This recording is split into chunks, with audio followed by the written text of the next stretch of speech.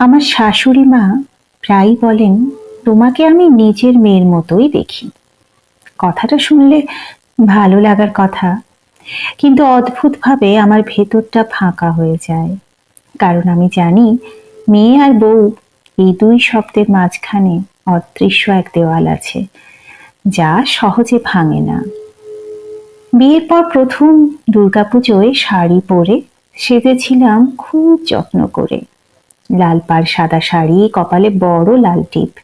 মনে মনে ভেবেছিলাম হয়তো আজ তিনি একটু প্রশংসা করবেন, কিন্তু তিনি তাকিয়ে বললেন, আমাদের বাড়ির বউরা এত উজ্জ্বল সাজে না, একটু সংযত হওয়া শিখতে হবে। আমি চুপ করে মাথা নিচু করেছিলাম। মেয়ে হলে কি তিনি এভাবে বলতেন, নাকি হেসে বলতেন, খুব সুন্দর লাগছে? আমি ছোটবেলা থেকে একটু ভুলো মনা। রান্নাঘরে কাজ করতে গিয়ে লবণ বেশি হয়ে যায়, কখনো ডাল পাতলা হয়। মা বকতেন ঠিকই, কিন্তু শেষে নিজেই ঠিক করে দিতেন। আর এখানে একদিন আলুর দমে নুন বেশি হয়ে গিয়েছিল। শাশুড়ি মা কড়া গলায় বললেন, এতদিনে রান্না শিখতে পারলে না? সংসার করতে এলে দায়িত্ব নিতে শিখতে হবে। কথাগুলো খুব সাধারণ, কিন্তু তার ভেতরে যে কাঁটা লুকিয়ে থাকে তা শুধু যে শুনেছে সেই বোঝে। বাবার বাড়িতে যখন যেতাম, মা আমার প্রিয় পায়েস করে রাখতেন। এখানে পায়েস হলে আগে সবার থালায় যায়, শেষে যদি থাকে তবে আমার ভাগ। একদিন সাহস করে বলেছিলাম, মা, একটু বেশি দিলে ভালো লাগতো। তিনি হেসে বললেন, বড়রা আগে খায়, এটাই নিয়ম। আমি নিয়ম শিখছি, প্রতিদিন একটু একটু করে শিখছি। কিভাবে নিজের ইচ্ছে গুছিয়ে রাখতে হয়, কিভাবে কষ্ট লুকিয়ে হাসতে হয়, কিভাবে মেয়ে শব্দটার জন্য মন কাঁদলেও বউ পরিচয়টাই মানতে হয়। তবুও আমি চেষ্টা করি।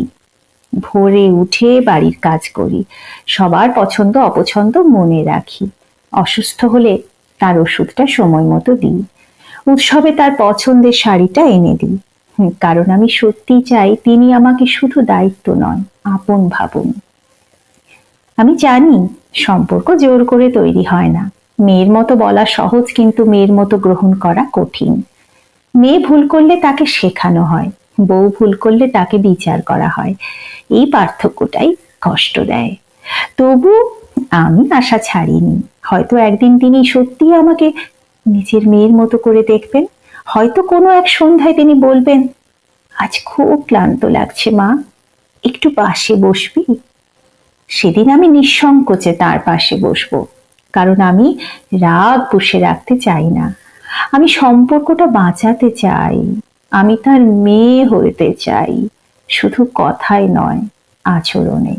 আর যদি কখনো তিনি সত্যি আমাকে মেয়ের মতো জড়িয়ে ধরেন, তাহলে হয়তো এতদিনের অভিমানগুলো নীরবে গলে যাবে।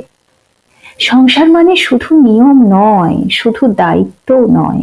সংসার মানে একটু মমতা, একটু বোঝাপড়া, আর একটু হৃদয়ের জায়গা। সেই জায়গাটুকুই আমি খুঁজে চলেছি।